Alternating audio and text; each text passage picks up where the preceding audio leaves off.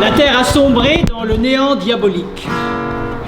Les larmes ont rejoint les océans taris.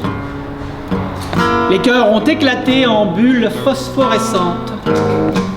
Croassement du temps qui bat dans les dernières pierres malades.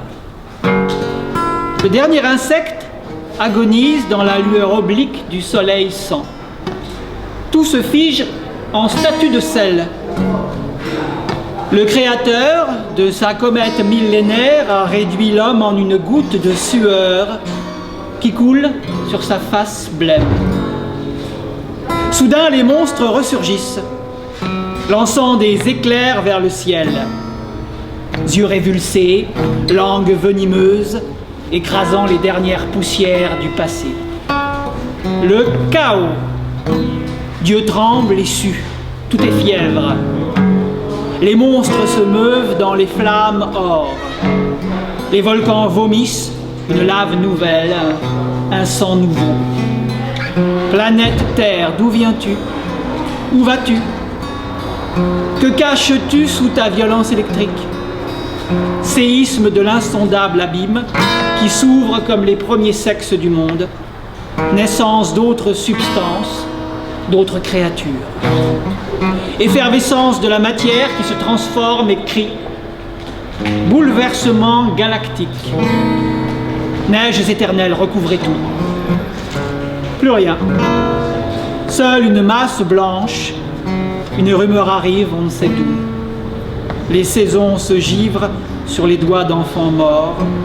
Cosmos. Anéantissement des facultés humaines.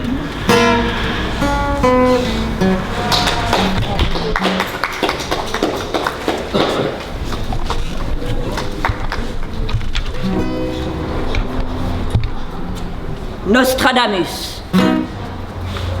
Nostradamus. Homme réverbère, Nostradamus voit tout. C'est tout. Il perce l'immatériel. Nostradamus, Damus Nostra. Magicien de l'espace, chapeau pointu, oreilles écoute, petit poisson lumineux dans le ciel. Nostradamus.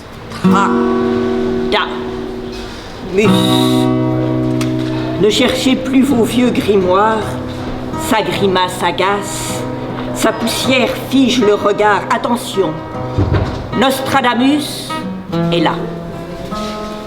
Il arpente les nuits sans lune, le visage dans les mains. Regardez comme il est resplendissant. Savant à longue barbe barbelée de rêves et de tourments. Nostradamus, poète des temps, nous sommes là, petites grives à tes pieds. Nous scrutons ton abîme, en vain. L'impénétrable reste impénétré par notre sagesse de petits maniaques aux yeux ronds.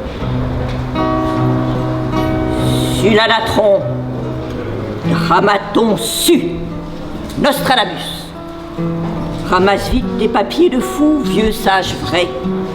Laisse-nous disparaître à jamais dans notre tintamarre syncoptique.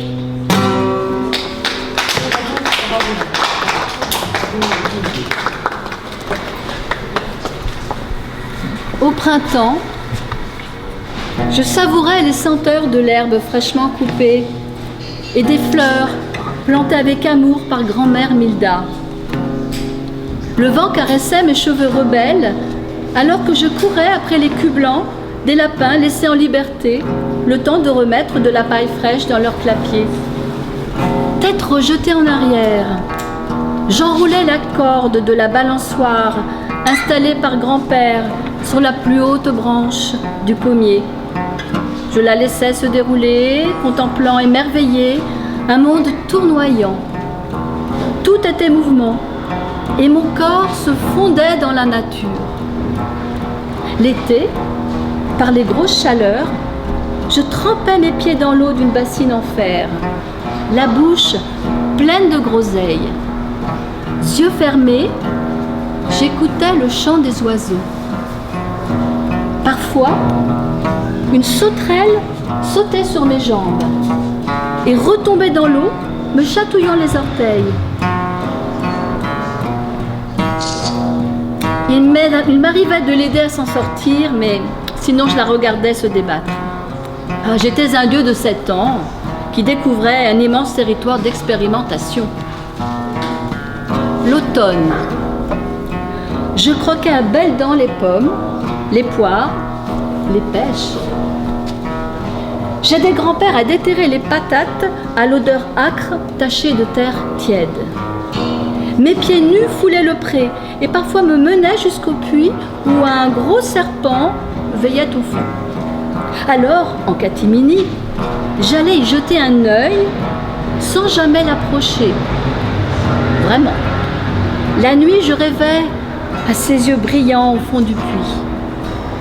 L'hiver, je portais de gros sabots que j'enfonçais dans la neige immaculée où se détachaient toutes choses comme sur une toile monochrome. Mes gants de laine ne suffisaient pas à me protéger du froid alors que je façonnais un bonhomme de neige à l'air débonnaire. Je suis retournée un jour dans le jardin de mon enfance et je l'ai trouvé petit. Il avait rétréci. Seul son souvenir restait intact.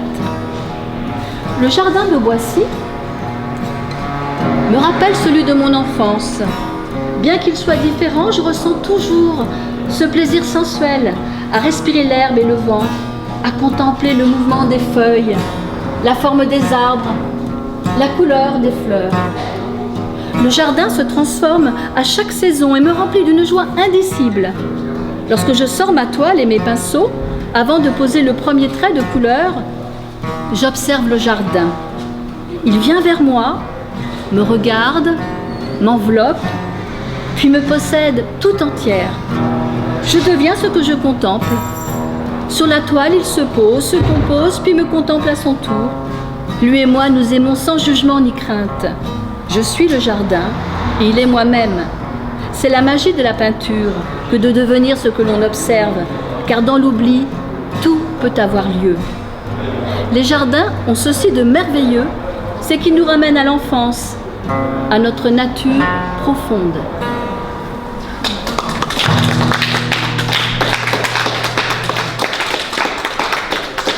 Pour la guitare, je vais avoir besoin de changer de corde, mais ce sera pour une autre fois, à l'occasion. Continuez votre lecture. C'est vrai? Mais Tu peux pas continuer ce que tu faisais? pas pour l'instant. Oui, Plus tard. plus tard. Merci. Merci. Merci beaucoup.